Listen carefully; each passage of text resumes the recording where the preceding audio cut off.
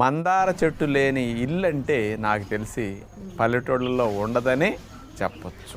ఆ మందార ఆకులు, ఆ మందార పువ్వులు అందరి జుట్టు పాలిట ఒక వరం అని చెప్పచ్చు. చాలామంది మందార పువ్వులు, మందార ఆకులు ఏదో రసాలు తీసి పెడుతుంటే ఏదో పిచ్చి జనాలు ఏది పెడితే అది పుస్తే వస్తాయి అనుకునేవాడిని నేను కూడా. కానీ ఏంటి ఇంతంతమంది మందార మందార మందార ఎవరి నోటిన్నా మందార అంటున్నారని, దాన్ని అసలు సైంటిఫిక్ స్టడీస్ ఏమైనా ఉన్నాయా, ఎవరైనా చేశారా అని వెరిఫై చేసాం.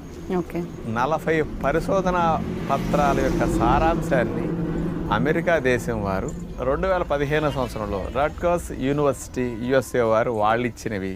ఇంకొక స్పెషల్ది తెల్ల జుట్టు రాకుండా నలుపుగా ఎక్కువ రోజులు ఉండేటట్టు మందారాకులు చేస్తున్నాయని central leather research institute Chennai వారు 2003 సంవత్సరంలో పరిశోధన చేసి మందారాకుల మీద స్పెషల్గా ఇవ్వటం జరిగింది.